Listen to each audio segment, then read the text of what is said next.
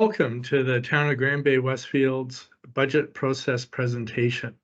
The town is committed to being transparent and accountable, and we certainly want to keep our residents informed as to how it is that we do our budget and other types of business. Our purpose today is to be able to share the processes that the CAO and the CFO have developed over the past 3 years to ensure that we have a robust budget process. And for introductions, my name is John Enns-Wind, and I'm the Chief Administrative Officer of the Town of Bay-Westfield. And I've been here since August of 2020. And I'm going to allow our Chief Finance Officer, James Barrington, to introduce himself. Thanks, John. My name is James Barrington. I'm the Chief Financial Officer here at the Town of Bay-Westfield. I've been here for approximately 2 years now. And before that, worked in the private sector. Great, thanks, James. Now, some of the topics we're going to be covering today, why it is that we have the process. We're going to review the strategic plan. It's a foundational document that informs the budget. There's some definitions that we think it's important that you understand. Overview of what is happening with the town, and then, of course, the process itself, which our CFO, James, will be discussing. So why is it that we have a process? And we just want an annual, standardized, comprehensive process that's transparent and accountable. I've been developing this since I arrived, and James and I have been partnering to make the system and process much more robust. We want a process that's predictable so that not only the leadership team, but also council understands what is happening, when it is happening, and why it is happening. And then for you, then you'll understand how it is that we built it, and then what the outcome is in when you get your tax bill. Now, the strat plan, as I indicated before, the strategic plan is a foundational document. This is the everything that we do is based on this. So our vision is, how are we a welcoming place for all to live, grow, and thrive? And that's one of the things that we do through different initiatives, either through council or because it lines up with council's vision that we can initiate ourselves. Our mission, we facilitate, this doesn't mean we're drivers, though we may drive on occasion, but we facilitate growth, wellness, and prosperity. And how do we do that? Through effective and forward-thinking leadership. And that's all that we're trying to do, including this presentation. Now, these values determine how it is that administration conducts its business, but also these values that we're talking about inform our budget as well. And I'll just touch on resiliency as an example. Resiliency means that we have the ability to pivot, or we have the ability to react constructively to a situation. I'll give you an example of what is not resiliency. Back in, I believe it was 22, we had budgeted $100,000 for a project, but as everybody knows, with inflation, specifically construction inflation, that project came in at $400,000. Resiliency would have meant that we could find more money to be able to complete the project, but we did not have the money in reserves, so we were able to not do the project, and that project is still incomplete.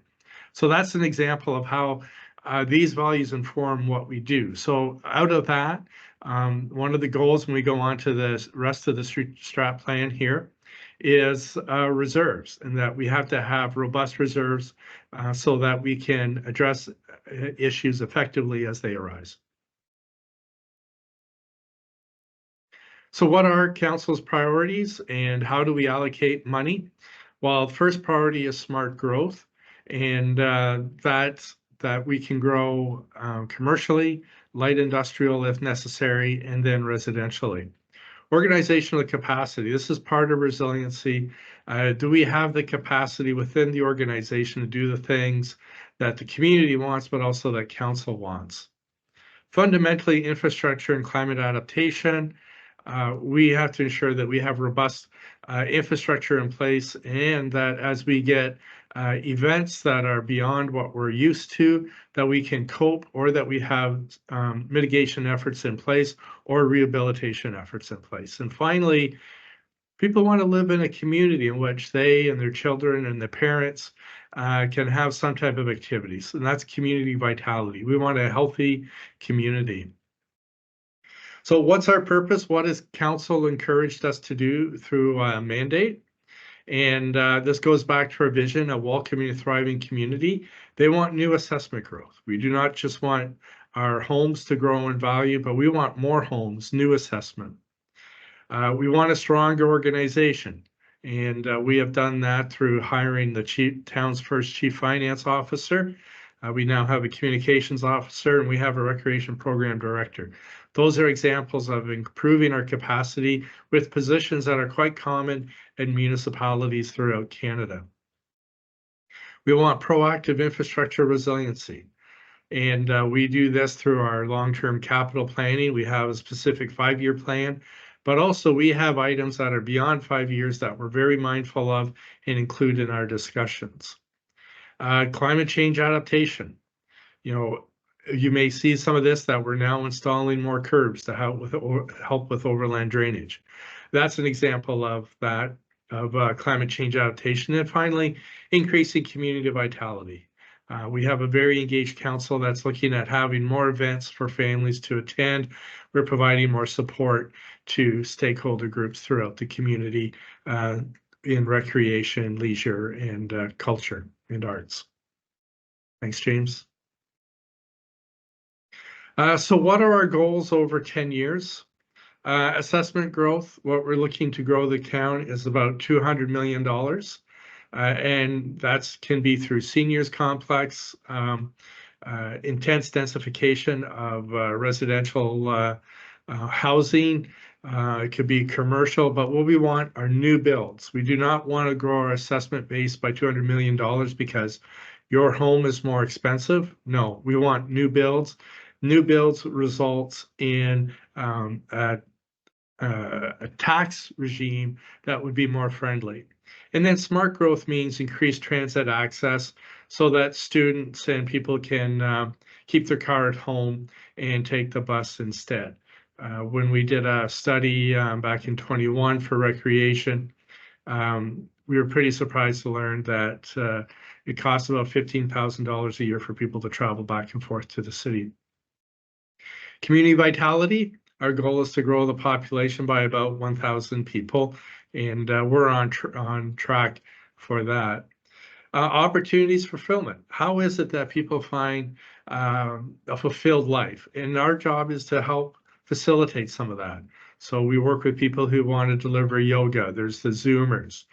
People want to volunteer to do stuff. So we try to accommodate that. And then we just want people to participate more in the community. It could be as a volunteer. It could be playing hockey. It could also just be, participating in a survey that we're doing or something like that. On the governance side, we really need to have decent reserves. 2 million is still low. However, that is our goal, and we look like we're going to be achieving that target ahead of time. But as I mentioned, reserves creates resiliency. And finally, in infrastructure and climate adaptation, the town has brownfield land, and we're working at how do we repurpose and remediate that land so that it is useful and can be utilized. Reduce greenhouse gas emissions. You've heard perhaps about our solar array, and that's been in place, and we're looking at purchasing electric vehicles as well to do our work.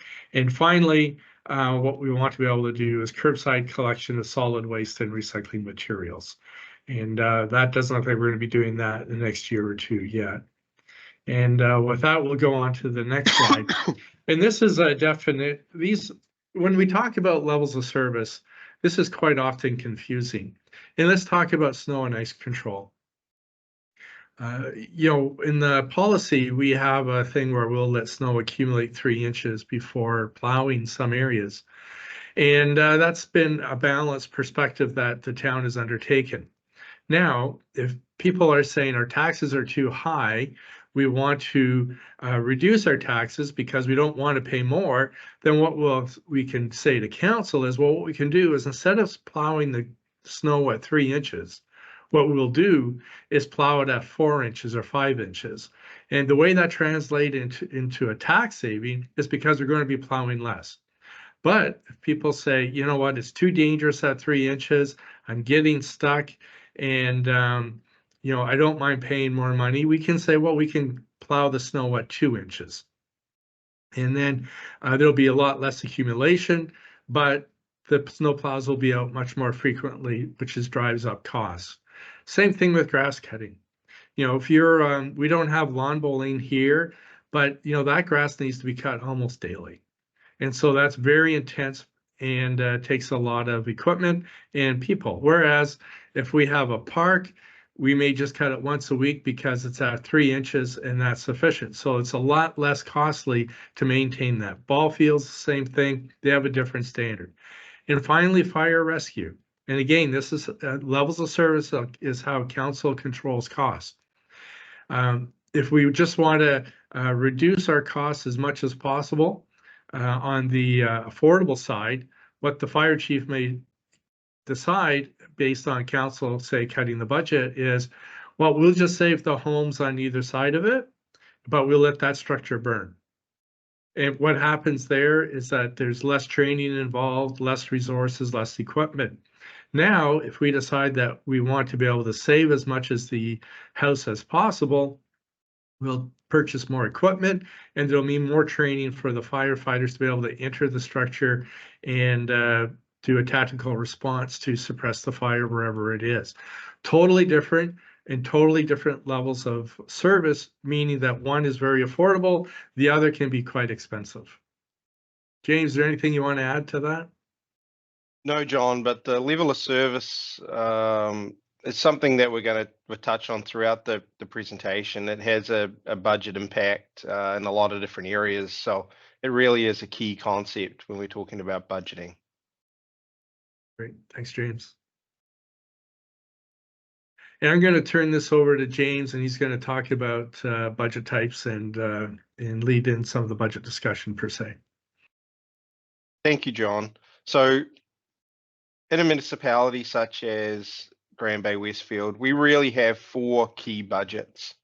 We have operating budgets, and we have those for general operations. So this covers everything from our municipal building, plowing, cutting the grass, road patching, all the day-to-day operations that you see.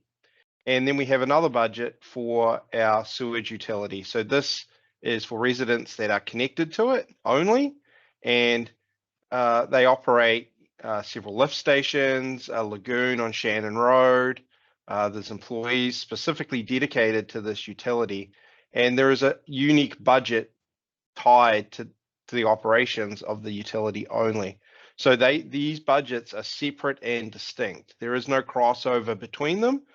The general operation budget, that sets the tax rate that residents pay on their property assessments, and the utility budget sets the yearly rate we charge for people that are connected to it. Then we have capital budgets. So these are to buy the big pieces of equipment, and infrastructure that we need to operate the town's facilities, such as plows, trucks, buildings. In the sewage utility, we have lift stations and other pieces of infrastructure. So these are the 4 budgets that we prepare on a yearly basis. So when we talk about budgeting, there's different types of budgets within the town, but there's also different types of budgets when we look at different industries. So we are in the public sector, so the type of budget we prepare has some different requirements than one that would be prepared for the private sector. So things that we have to consider are redundancy. So we have vital pieces of infrastructure within the town, and we need to have backups. If a lift station goes down, well, that means that people can't use their toilet. So we need a backup for that. So what that has in budgeting implications, because we need to allocate enough funds to make sure we have backup equipment. And these are expensive pieces of equipment, so there's significant funds that need to be allocated for that. There's regulations that we need to follow. So one of the regulations that we need to follow as a municipality in New Brunswick is we need to bring forward a balanced budget each year. That means the revenues must match the expenses. Quite often in private enterprises, they can operate on a budget where they're spending more than they're earning. Maybe they're in an early stage of their operations. They're spending a lot of money on advertising. They're trying to generate sales, and they'll have a budget that actually loses their money. We can't do that. So our budget needs to be balanced. And then quite often the significant changes that are outside of the municipality's control. There can be changes in regulations from the province, changes in regulations from the federal government. Recently, we went through local governance reform, and that had a significant impact on the way we prepared our budget and some of the costs that we had to incur. James, I just want to touch on this a bit as an example. For the residents of Grand Bay-Westfield in 22, the budget was significantly altered 3 weeks before council was to approve it.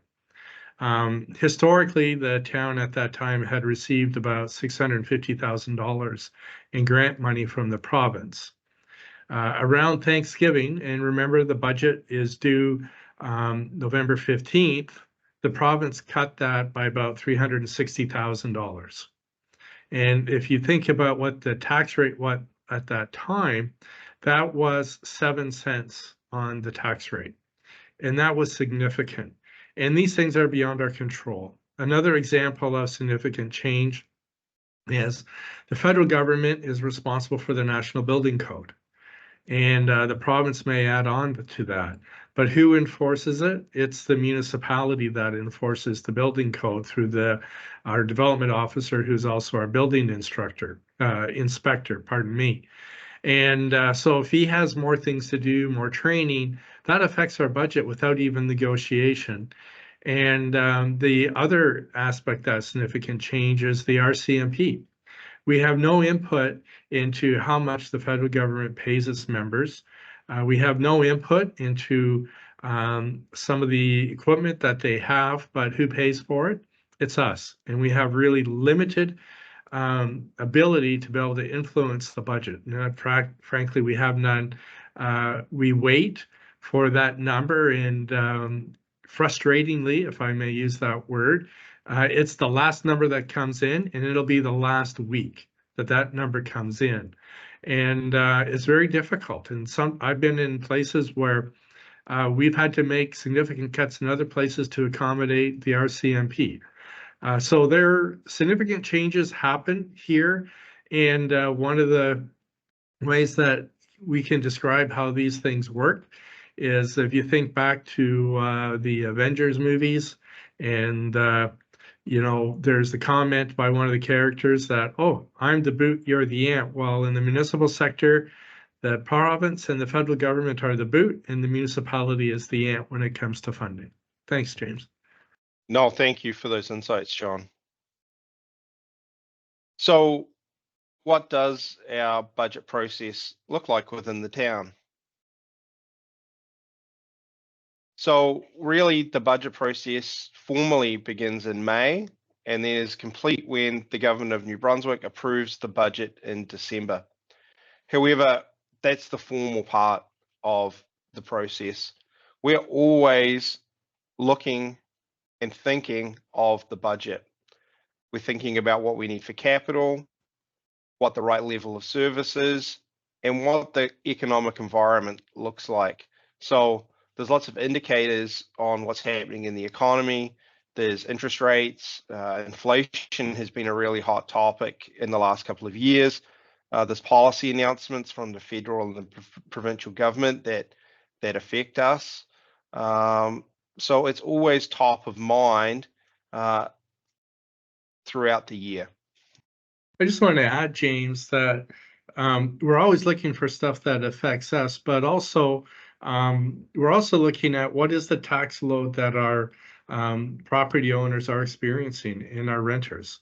Because at the end of the day, we would love to be able to invest in everything that everybody wants, but we can only afford so much. Our residents can only afford so much. So Angus Reid, as an example, the Fraser Institute, IAPP, there's other organizations that send out throughout the year material about how the tax load is affecting residents and also poverty and what happens with those on fixed income. So we're always looking for information that not only affects us, but what's the knock-on effect with the property owners in Grand Bay-Westfield? Yeah, thanks, John. I guess one of the other things that comes to mind is we're always looking for opportunities. So what opportunities are out there when things are announced? What opportunities are presented that help us put the budget together in a way that helps us do more with less resources? So it really is a constant process. Yeah, and looking for grants to help fund different projects as well. Yeah. So we start in May, preliminary activities, and we're just going to walk through month by month here, the activities that take place as we pull the budget together. So we start in May, we have budget sheets that we populate. So we start that process. That is a big process. It takes a lot of hours and really sets the stage for the steps that come next. One of the big heavy lifts that we do in May is our 5-year capital plan review and update. So last year we started a new process for reviewing the capital plan, and it went really well. What we do is we look out into the future. What piece of infrastructure that need replacing? Be there be vehicles, buildings, or they could be new pieces of equipment that are needed. And then we rank and score each of those items according to a matrix, and that helps us prioritize and rank the items that are coming up for purchase. So this is something that takes a lot of time. It takes a lot of research. It really means we have to look deep into the strategic plan and what items do we need to meet the objectives. So this is a key piece of the budgeting process. Another aspect of that is asset management. So we have an asset management plan that we follow, and we need to make sure that, for redundancy purposes, that we have the right pieces of equipment that are in the right condition in the right places. And that's what this really provides for us. Then we move into June. So this is a heavy time for myself, the CFO, and our assistant treasurer. We meet with all the department heads individually. We have quite long meetings. We go through the budget line by line, account by account. And it really is a good discussion around what does each department need to meet the objectives of the department.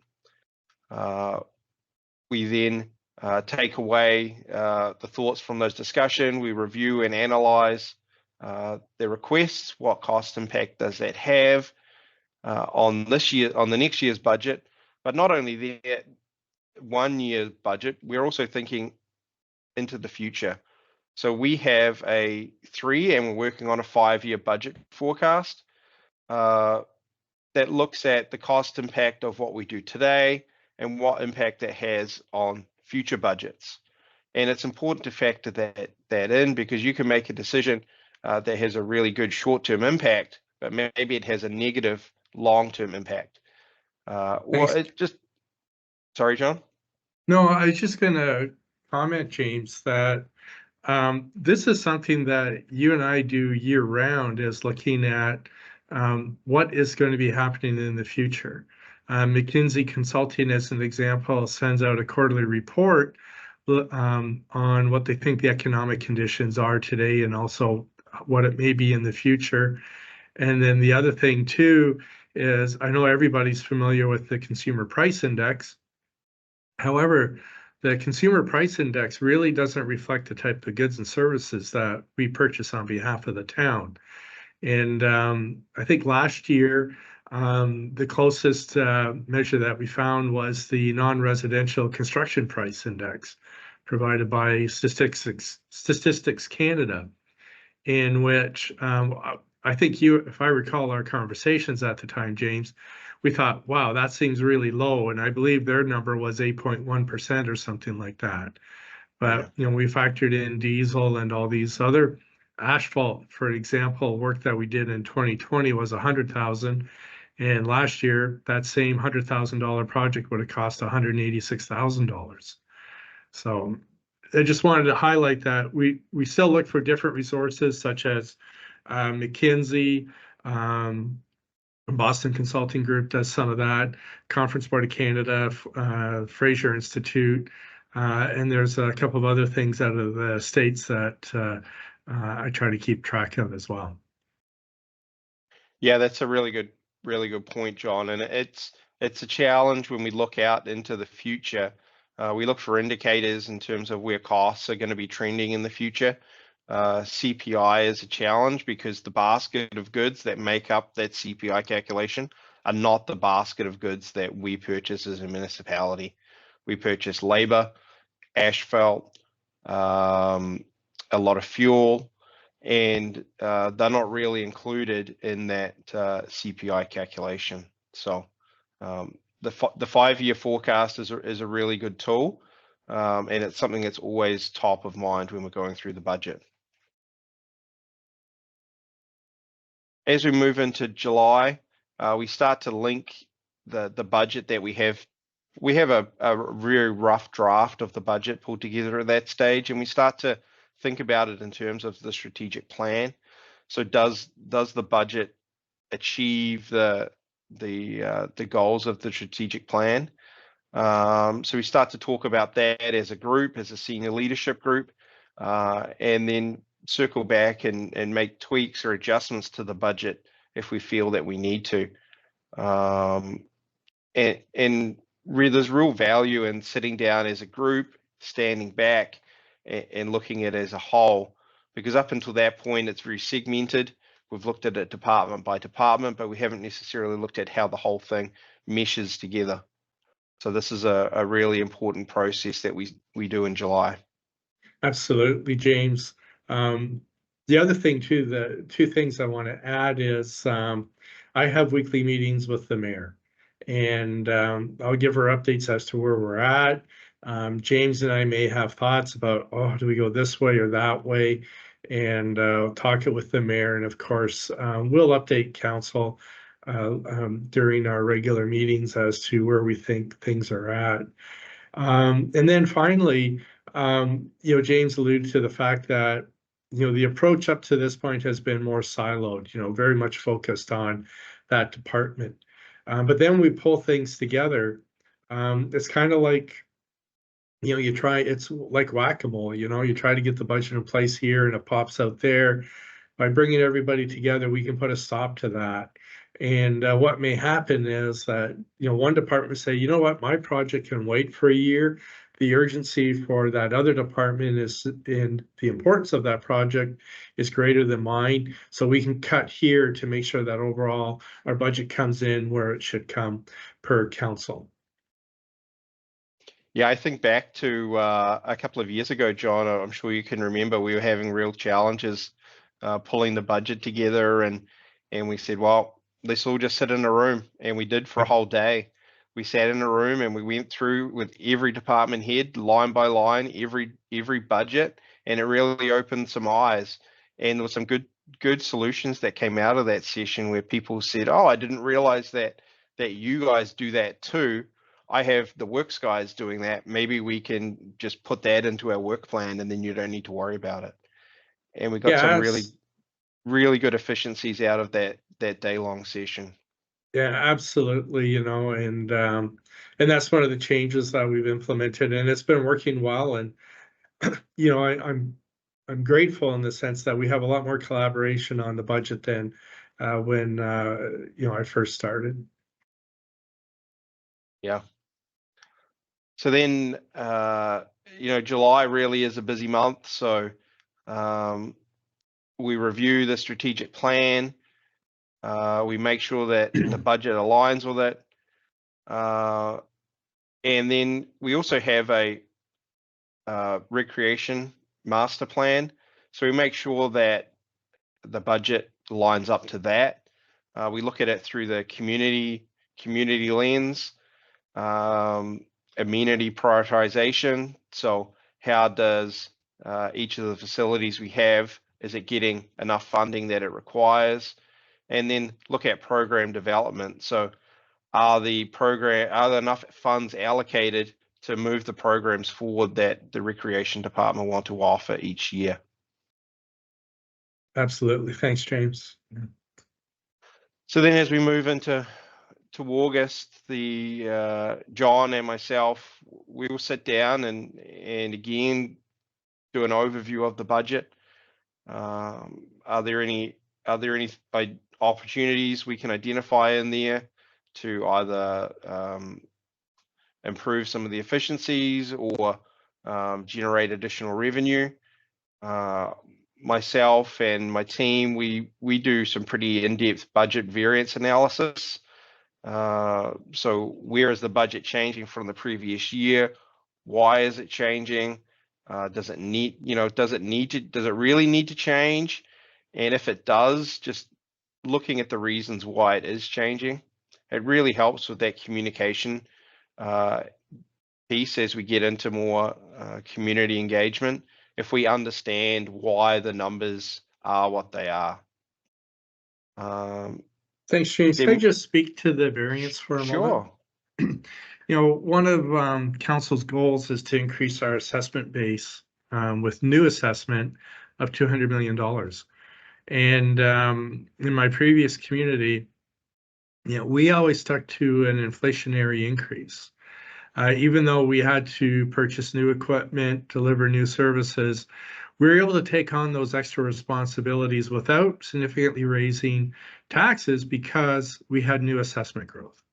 And so there, when we looked at variances, it was, well, council wanted increased level of service, or you know what, we've just grown. We've taken on more property that we have to cut grass, as an example. Or council's goal, again, this is a level of service, converting gravel paths or trails into asphalt trails. So we were able to accomplish that because of new assessment growth. And by keeping the rate at the revenue increase for the municipality at inflation, like one year, I think we were 1.7. I think the highest increase we had was 2%. Again, different economic times than post-pandemic. It was because the new assessment offset the changes in the level of service and the fact that we were a growing community. Yeah, thanks for that. Thanks for that insight, John. It's a really good example. So again, there's lots of reviews that take place throughout the month of August. We start to engage council. We have a full day-long session with council. We review the strategic plan, and council will direct administration to any tweaks they want made to the plan. And then we have to go back and look at the budget again, and does the tweaked plan align with the budget that we're working on? As part of that process, we'll show council some draft budget numbers, kind of where we're at that stage, and let them know what more work needs to be done.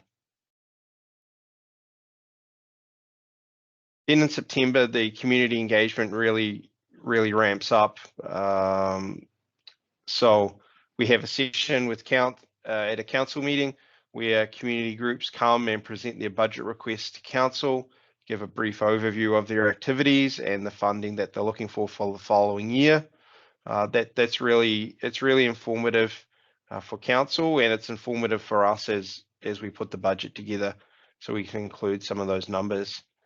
And then we're really looking for, at this stage, we're looking for feedback from council. How do they feel about where the the budget is going, the direction that we're taking with it. Or James, if you don't mind, Yeah. The public engagement around the budget, even dating back to when I was a mayor, is a challenge. When I was mayor, we had 2 nights where people could come and talk to us, and excuse me, and we had 2 people show up. One of them was a friend of mine. And I thought he was being very supportive, and he's very kind about it. Finally, what we ended up doing is we had built a new seniors complex with community space in it, and it was in one of our big subdivisions. And so we ended up doing our annual budget presentation there to the community, seeking feedback. And we had a captive audience with the residents of the seniors complex, but we also had neighborhood people who would come on over, bring their dog, tie their dog outside, and then come in and watch. But this is something that is a challenge. We've been engaging, seeking more public engagement, in the last few years. And you and I are still reviewing how can we improve this more. This is an area that both you and I, James, have talked about. What are the opportunities for improvement? What's the OFI here so that we can hear back from the community? Yeah, that it's a constant challenge, and I guess that's, today's session is for this year is kicking off our public engagement. So we're trying something different here, and hopefully we get plenty of views on the content we're creating today. So as we move into October, we do a formal public presentation. This can last up to 3 hours. Correct me if I'm wrong, John. In the past, 2 to 3 hour presentation. A lot of work goes into preparing this. The mayor and CAO meet. The senior leadership team work through the presentation. There's lots of practice sessions. There's lots of thought that really goes into how to communicate the information in a digestible format. So it doesn't really work if we just throw a whole lot of numbers up on the screen, because you can't really understand what that means. It's too much information to take in. So we do spend a lot of time thinking about what's the best way to digest the information, and then what are the key pieces that the public and the community need to know as we work through the new budget. And then as we get to the end of October, that's when we have the public presentation.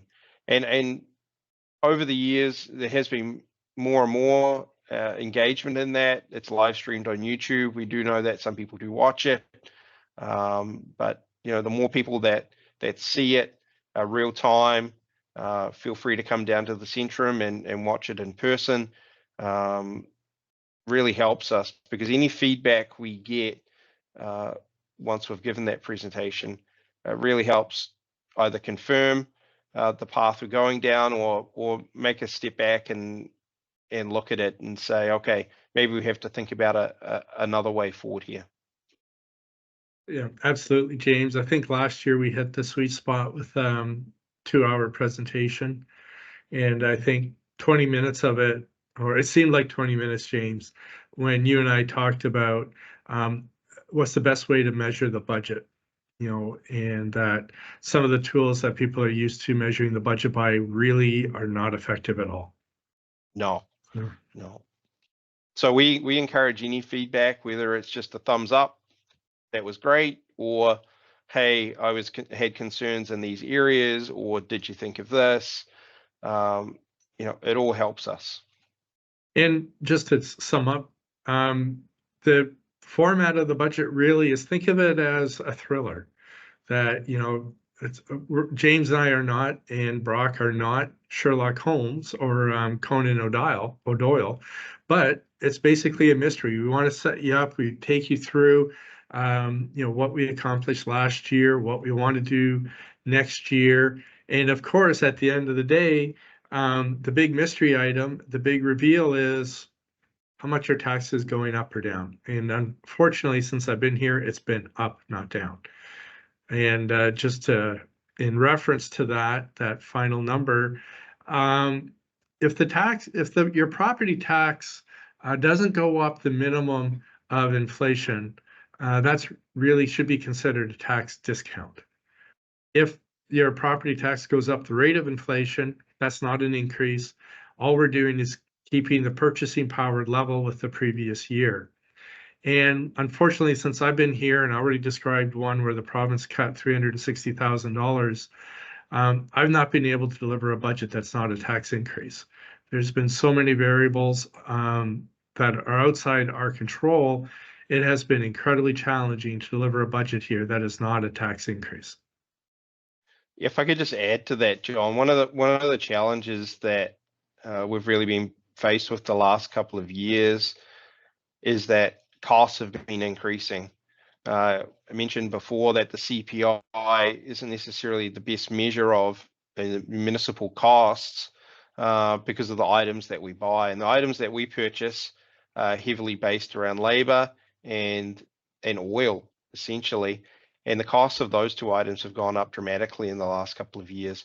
So the challenge we have is our costs are going up, yet our revenues are not necessarily increasing. So our only tool is changes in the tax rate. And that, that can be hard for the community to swallow, and we understand that. Yeah, James, I think what I might bring up here, if you don't mind, is right now, as part of local governance reform, the province has been promising and starting discussions around the fiscal relationship between the province and municipalities. And we've been very fortunate that that is starting to occur, and we're looking forward to that because the funding model has been in place since Queen Victoria. And it really hasn't been modernized, and that's property taxes. Just as an interesting note, and again, this is pre-Confederation, so we didn't really have a province, we had an area, but New Brunswick was progressive and actually permitted municipalities to impose an income tax on people.